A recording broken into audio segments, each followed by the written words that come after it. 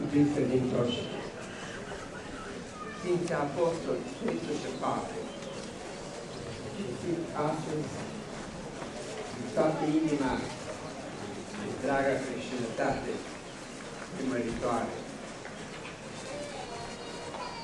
Sunt Apostol Petru, un pescar, un om curând, dar ascultător la chemarea la apostolie de către Mântuitorul Iisus Hristos. Sfântul Apostol Pavel, un mare cărturar, un mare învățat, chemat la slujirea apostolească pe drumul Damascului. Mergea pe Damasc cu poruncă de la mai mare vreme să persecute, să omoare pe creștini. Dar cum știm, Dumnezeu i s-a arătat lumină mare și a spus: Pavel, Saul, de ce mă prigonești? Greu este să lovești picioare în molduri. Cine doamne, Iisus pe care tu îl prigonești. Și-a înțeles chemarea Mântuitorului Iisus Hristos. Deci, un mare persecutor al creștinilor a devenit un mare apostol al creștinilor. Sfântul Apostol Petru, cu multă rândă, Mântuitorul a spus apostolul cu ceasul de pătimire sale: și voi nu veți depăta de mine. Și a spus Sfântul Apostol Petru: niciodată, Doamne. Și totul s-a repătat pe Mântuitorul Iisus Hristos de 3 ori. Sfântul Apostol Petru, da? Când a cântat cocoșul, așa cum a spus Mântuitorul Iisus Hristos, și-a dus aminte în cuvintele sale, că de 3 ori se repătat de mine. A plâns cu amar. A plâns cu amar. S-a căit. Și Dumnezeu l-a primit, iertându-l. Așa cum l-a primit și pe Sfântul Apostol Pavel, care s-a căit și a pătimit mult. Așa cum se scrie în Faptele Apostolilor. A spus Dumnezeu în Anania: acesta este pas al meu, primește, nu te teme de el. Eu îi voi arăta că trebuie să pătinească pentru cuvântul lui Dumnezeu pentru mine. Și a pătimit, așa cum am ascultat, și apostolul de astăzi. Iubiți credincioși, acești doi mari apostoli sunt pilde de pocăință, de căință, ca mulți alți sfinți și ca toți sfinții. Pilde de pocăință și căință. Nu-i nimeni fără greșeală. Care este greșit, să cerem iertare celor care ne-am greșit și în primul rând lui Dumnezeu și să ne îndreptăm pașii către duhovnic, să ne spovedim, să ne mărturisim păcatele cu căință, cu părere de rău, cu nădejde și credință în Dumnezeu și cu hotărârea de a ne sili să nu mai greșim cum am greșit. Dacă greșim din nou, ridicăm în greșeală, ne spovedim cu căință. Deci acești doi Sfinți Apostoli sunt pilde de căință, de pocăință pentru noi oamenii. Viața creștină, iubiți credincioși, este o viață frumoasă, dacă o trăim potrivit poruncilor lui Dumnezeu. Dar viața creștină are și încercări și trăi, necazuri. Cum spune Sfântul Apostol Pavel, cum scrie Sfântul Apostol Pavel, al votul este nu numai a crede în Hristos, ci și-a pătimit pentru Hristos. Și tot Sfântul Apostol Pavel scrie, prin multe necazuri, prin noi, prin multe suferințe, trebuie să intrăm în Împărăția lui Dumnezeu. Aceste cuvinte, Sfântul Apostol Pavel le-a scris în experiența vieții sale și nu aminte la cuvintele Mântuitorului Iisus Hristos în lume, de cazuri de avea, dar îndrăzniți, l-au îmbiruit lumea păcatelor și vor dezbirui. Și a mai zis Mântuitorul, Sfântul Apostol, când Sfântul Apostol Petru a spus că El este Hristosul, Fiul lui Dumnezeu. Și când mărturisirea aceasta, că Mântuitorul este Fiul lui Dumnezeu, a întemeiat biserica și credința noastră în Dumnezeu, în Mântuitorul nostru, Iisus Hristos. Și mai zis Mântuitorul, porțile iadului nu vor birui biserica mea. Porțile iadului, necazurile, fel de rămășiri. Și așa este. În primele veacuri ale creștinismului, persecuții, 300 și ceva de ani de persecuții. Fel de chinuri au suferit creștinii, dar au biruit, au rămas mai departe creștini. Și numărul creștinilor a sporit. Pentru că păgânii erau inviți de dragostea cu care creștinii își trăiau viața. Se ajutau unii pe alții, se îngăduiau, își au viață curată, trăire de păcate. Și a trecut acea perioadă, acele prime 3 veacuri de persecuții care căuta să zdruncine biserica, să rupă porțile Împărăției Dumnezeu, porțile iadului, s-au ridicat răutatea oamenilor. Și au trecut persecuțiile și au venit alte necazuri asupra vieții creștine, asupra bisericii, ereziile, credințele greșite. M-a fost acel Arie care a spus că Mântuitorul nu este Fiul lui Dumnezeu. Și multe învățături greșite, eretice, adică credințe care s-au îndepărtat de adevărată credință. Și această îndepărtare s-a datorat mândriei oamenilor, neascultării oamenilor, neascultării de cuvintele Evangheliei, de poruncile lui Dumnezeu. Datorită mândriei oamenilor, ca și astăzi, oamenii ascultând sau citind un cuvânt din Sfânta Scriptură,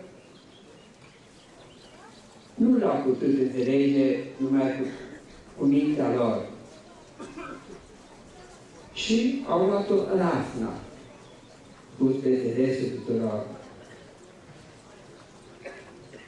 Ce poți să înțelegi numai cu mintea ce al lui Dumnezeu și pe Dumnezeu? Pe Dumnezeu înțelegem prin credință, prin viață curată. Fericit ce-i curat cu inima, că aceea vom vedea pe Dumnezeu.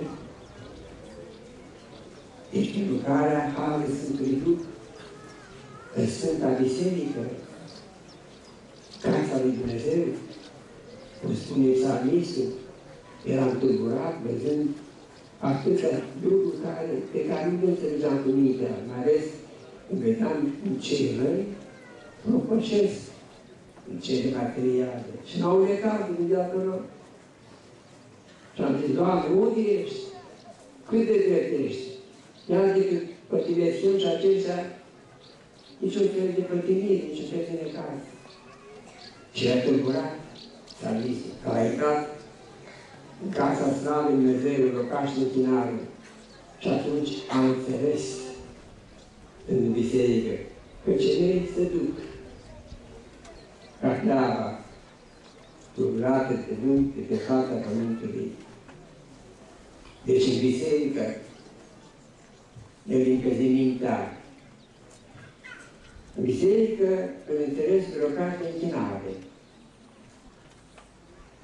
Pentru că biserica, prin forma ei, arhitecturală, și prin Sfintele Icoane, așa cum fi înfățișate ele, și prin simțirea lor, cum am făcut-o astăzi,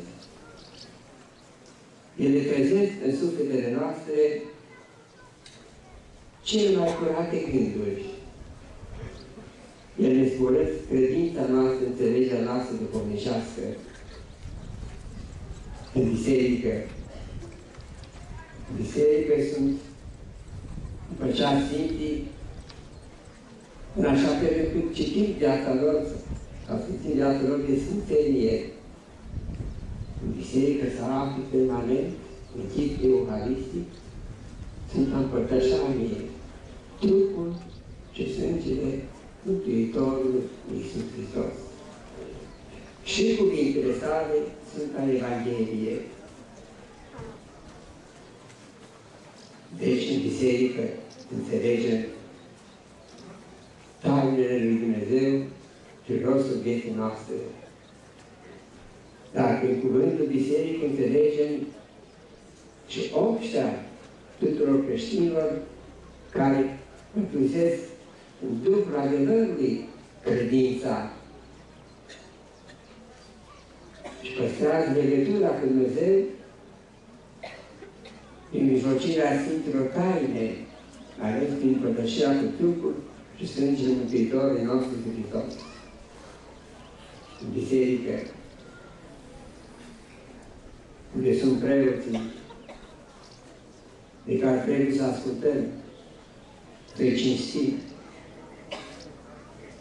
Nu este lucrul nostru să judecăm pe preoți, pe slujitorul sfințit al Sfântul Altar. Și el poate greși, dar Dumnezeu îl judecă pe el, nu noi îl judecăm. Și de aceea mulți s-au rătăcit la dreapta credință. N-am mai fost ascultător. Ce spune Mântuitor, cine vă ascultă pe voi, pe mine mă ascultă.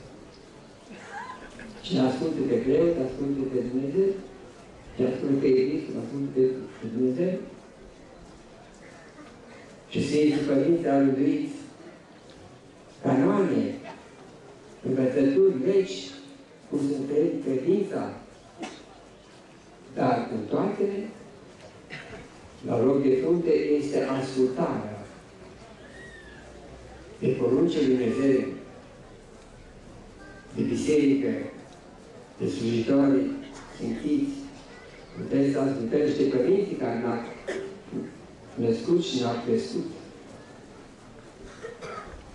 Neascultarea a fost cel din tăi păcat al oamenilor strămoșilor și neascultarea de porunca lui Dumnezeu, în tot pomul, să mâncare mai din acesta, nu. Și noi vine rătăcirea. Rătăcirea lumii, înstrăinarea lumii de Dumnezeu. Dar Mântuitorul a spus că porțile iadului nu vor privi biserica. Sunt Apostol Pavel, în anii 800 cu sfârșit, a spus episcopul și preotul că vor fi între voi, vor ajunge la conducerea cea de obște a creștini oameni răi și alți oameni care depărtați de cele ale lui Dumnezeu va aduce multe tulburare. Legat de eretici, de erezii. Deci, biserica, credința cea adevărată a întâmpinat două mari primejdii. Persecuțiile din partea lumii păgâne și ereziile din partea lumii creștine înstrăinate de poruncile lui Dumnezeu. Dar în toate acestea, trecând biserica, a biruit. Și venim cu mintea și cu inima în vremurile noastre. Ce persecuții s-au desfășurat pe pământul Rusiei împotriva creștinilor, împotriva credinței, au dămat biserici, s-a profanat, au închis episcop, preoți, credincioși. Câtă durere și porțile iadului nu a biruit biserica creștină, biserica din Rusia, din Uniunea Sovietică și nici din țările largului socialist sau comunist. Și la noi a fost închisorul, creștini cu totul. N-au biruit aceste persecuții.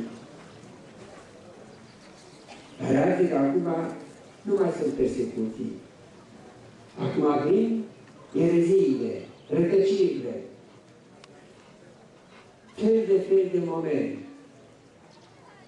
din punct de vedere economic, aduce fel de lucruri, mi se par frumoase. Dar sunt vătămătoare, mai ales alimentele care sunt chimizate. Că sunt prezentate frumos, în punguri de plastic și pâinea, tot așa este. Dar nu mai este pâinea de înainte și plouă de înainte. În cap de chimizării. Și câte alimente pe care mi-ați și mai bine cu mine. Vine altă ispită, confortul, să ai mașină și toate celelalte. Sunt bune, sigur că da. Dar să nu fie ca un fel de idoli. Și o luptă, într-un fel, ascunse împotriva credinței. Deci noi nu avem nimic cu credință. Noi nu credem din conducătorii Uniunii Europene. Dar de împing niște înalte, niște ispite, ca oamenii să se recrede de credință. Pentru că ei vor, cum a spus cineva, o societate fără Dumnezeu. Fără Dumnezeu. Și deci, iată, câte ispite sunt în vremurile noastre. Dar cele mai multe sunt din partea ereticilor, din partea celor care nu ascultă de biserică sau lepădat de biserică, motivând fie niște greșeli ale slujitorilor sfințiți în locul lui Dumnezeu, judecând ei. Pe fiecare judecă Dumnezeu. Noi nu judecăm pe aproapele nostru, sau pe mămarele nostru. Și adică din fel de ispite, fel de încercări. Copiii sunt asaltați, sunt învăliți de atâta ispite, fel de fel de imagini, fel de fel de învățături, Îndeamnă să facă păcate, fel de păcate. Nu este păcat. Însă nici aceste erezii și aceste dezbinări intercip de la dreaptă credință, nu, aceste porți ale iadului nu vor duri Biserica lui Hristos. Pentru că ea este temeluită pe credința în Mântuitorul Iisus Hristos, pe jertfa sa de cruce. Aici nu era nimic. Și a dat o mănăsire de toată frumusețea. Câțiva gospodari credincioși acasă adurat și alții, și atât. Un post de rai este aici. Cu obște de părinți și frați, conduse de Părintele Iusin, cu multă tăruire, multă înțelepciune. Cu ajutorul dumneavoastră, tot ce e nevoie pentru trai celor de aici, sigur, iată că poate funcționa. Și ceea ce este lucrul cel mai important este că, iată, bine a zis, a ridicat o casă în care vor fi adăpostiți persoane părăsite de copiii lor, bătrâni sau bătrâne. Făcută sigur cu ajutorul credincioșilor de aici și de departe, în cele arhivescopie celălalt. Cel curând va fi dată în cunoștință. Cerul frumos la o mănăsire să fie și această, o casă ca aceasta, că așa a fost întotdeauna. Așa a fost întotdeauna. Biserica totdeauna a avut și această activitate foarte importantă. Sunt triangul de aur, la vremea sa, văzând că cei bogați nu au milă de cei săraci, a spus, dacă fiecare bogat va da o pâine, cei săraci, nu vor mai fi oameni muritori de foame. Dar nu făceam lucrul acesta. Și aceea a zis în triangul de aur. Biserica lua hotărâre ca și ea să aibă proprietăți, bunuri materiale, ca să ajute pe cei săraci. Pe cei săraci. Aceasta este destinația averilor proprietăților bisericești. Ca să ajutăm pe cei săraci. Și călugării au această îndatorire. Și călugării au această îndatorire. Și ca să înțelegi mai bine, o spun ce am citit în Vechiul Sfântul, poate unii ați mai auzit ce urmează să spun acum. În stare, de mănăsire, să ruga lui Dumnezeu zi și noapte, ca Dumnezeu să-i ajut să mântuiască pe cei care avea în conducerea sa, părinții și frații. Și era stare foarte milotit și foarte rugător. Și adică, într-o bună zi, primește o invitație, ne-ară cu toții la un hram, zice noi. Și el a stat la gândul, să merg sau să nu merg? Nu mai drum.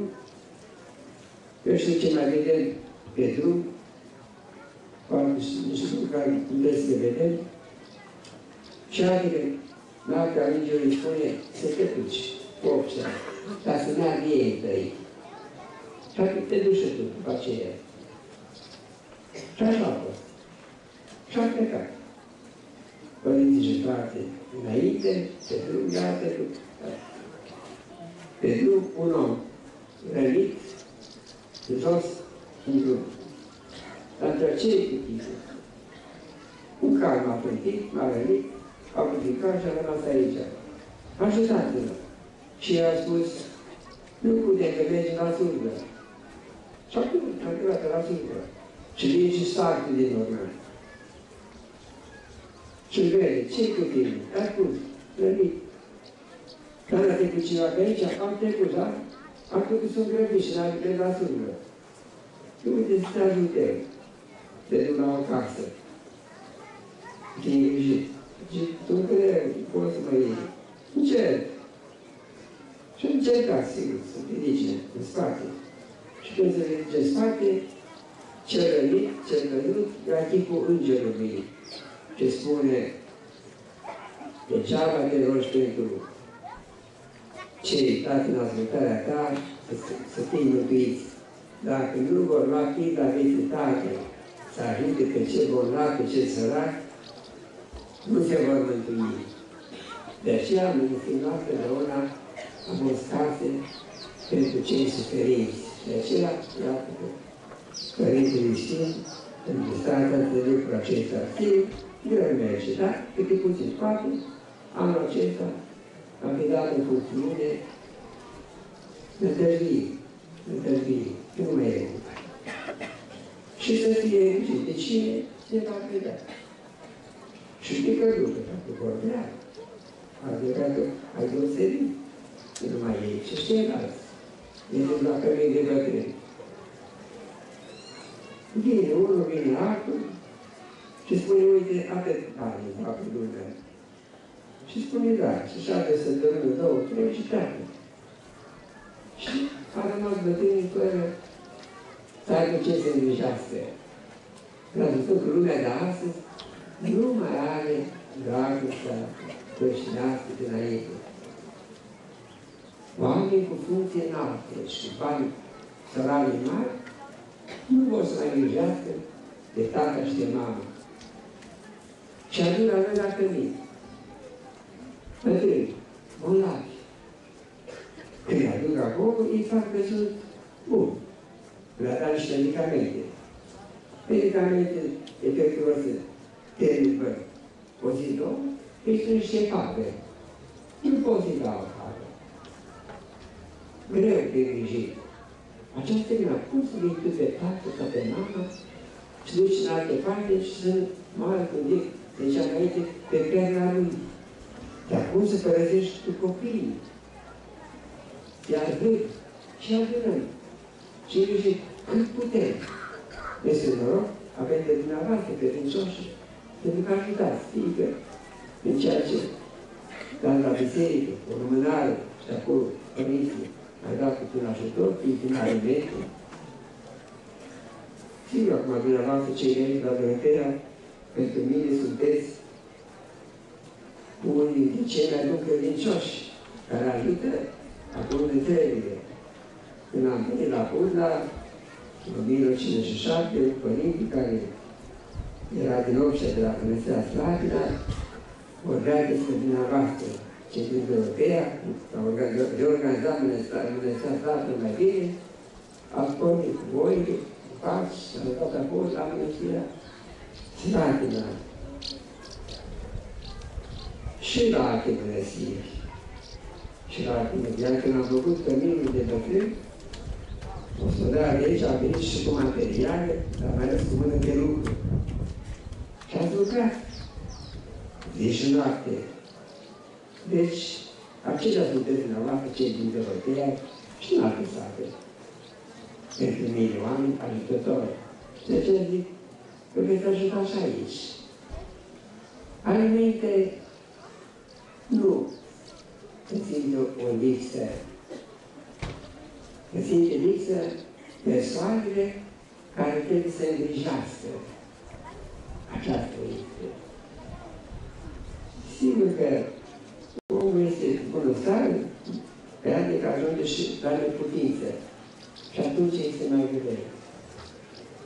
Dacă am avea minte moartea, am avea minte că trupul acesta putrezește, dacă am avea minte că prin multe necazuri, chinuri, trebuie să întâmplă pe Dumnezeu, poți să îngrijești.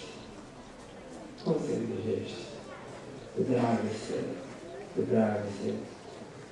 Și să închei în lumea occidentală în Italia am văzut la căminul era copii handicapați. Și pensionarii, bărbați sau femei, ei înșiși și-au planificat timpul și au spus, eu vin în câtare zi, de la ora 10 până la ora 10. Făcând ceva. Făcând ceva. Deci, ajutând. Nu la bucătărie, nu cu altceva, ci cu cuvânt. Aseară am fost la Coșna. Am făcut o slujbă acolo, Dimaștele. Pentru că Dimaștele sunt muncitoare. Și părinții de acolo care are grijă foarte mulți copii. 60-70. Unii iau masă la mănăsire, alții merg masă la casă lor, părinții, peste ce. Și spunea cu multă amărăciune, o fetiță de 9 ani, sigur, l-a îmbolnăvit, la spital, la Iași, și a fost acolo și spunea părintele Mihail Negră, la Coșna. Am rămas foarte durerat când am văzut că fiecare copil avea pe lângă el, în afară medici, mama sau pe tată. Sau o lută. Această fetiță de noi nu avea pe nimeni. Nu avea nimeni. Și zice, să vedem, s-a peres. Nu știu de-a spus el, nu prea a dat nădejde, am spus și eu. Am să văd cum a venit ieri sau alte ieri o tânără, amândoi la facultate teologie și asistent social și a putea să mă duc practic la călire de bătrâni.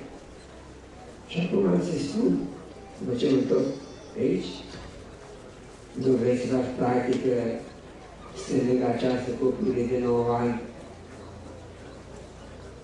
să o privești, să-ți prind cuvânt de mângâiere cu medicamente de la medicii. Să încerc, dacă ar vrea, dacă ar învăța și lucrul acesta. Poate și cu alte persoane, sigur că are camera asigurată, are masă și un bănuț are.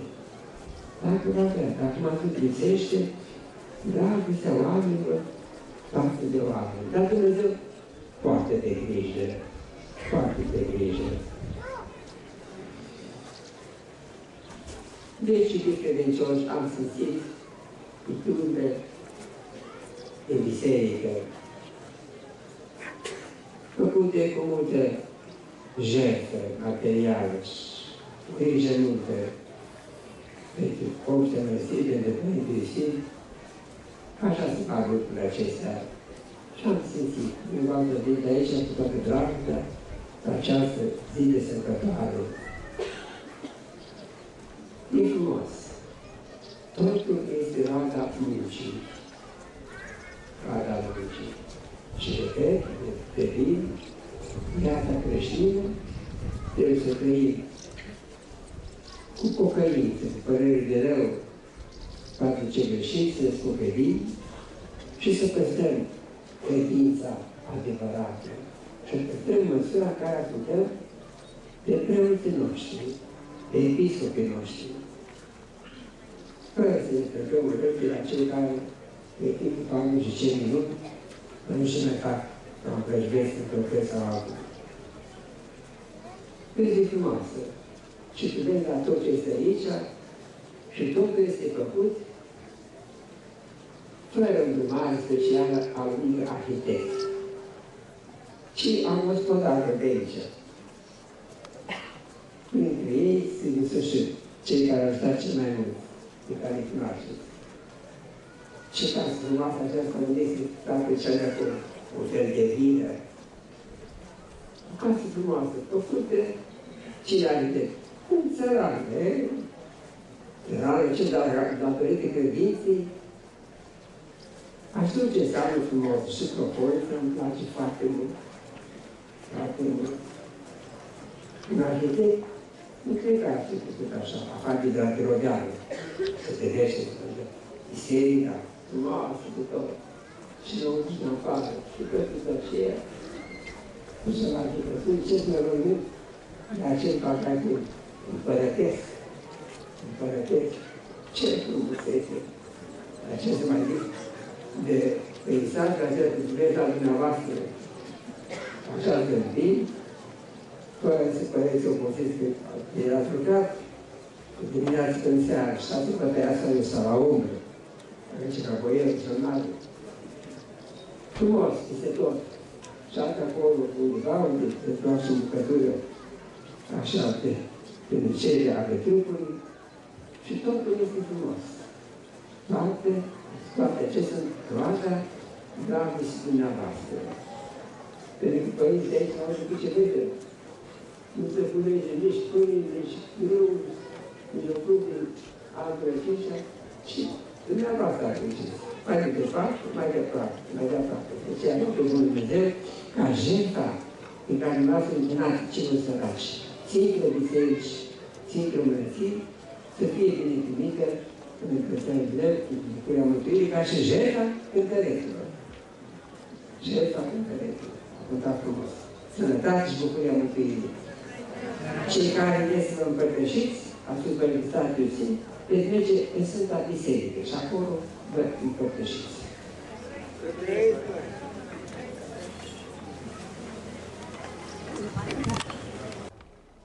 E bine. Sunt protosinghilul Iustin, starețul Mănăstirii Doroteia, județul Suceava, Arhiepiscopia Suceviei și Rădăuților. Astăzi, în viața mănăstirii, a avut loc un eveniment unic și important în același timp, sfințirea picturii care s-a realizat în interiorul bisericii. Spun că este un eveniment important, deoarece, la o scară mai mică, acest eveniment rememorează ceea ce s-a întâmplat în Vechiul Testament cu prorocul David, care s-a străduit, după puterile sale, să zidească sălași Domnului. Eforturile au fost deosebite, atât din partea obștii mănăstirii, cât și din partea celor care ne-au ajutat pentru a desăvârși și a duce la bun sfârșit această lucrare, deci lucrarea de pictură. Este de mare importanță și ne bucurăm că am reușit să facem acest lucru. De asemenea, ne bucurăm și de faptul că Înalt Preasfințitul Arhiepiscop Pimen, păstorul nostru, a fost alături astăzi de noi și a adus la bun sfârșit, prin lucrarea sa, eforturile pe care noi le-am depus timp de aproximativ 3 ani. Așa cum am spus,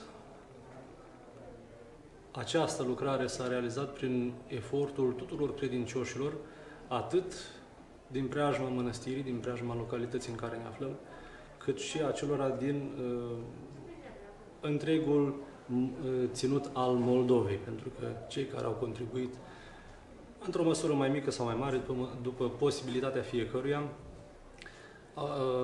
au fost oameni din tot cuprinsul Moldovei.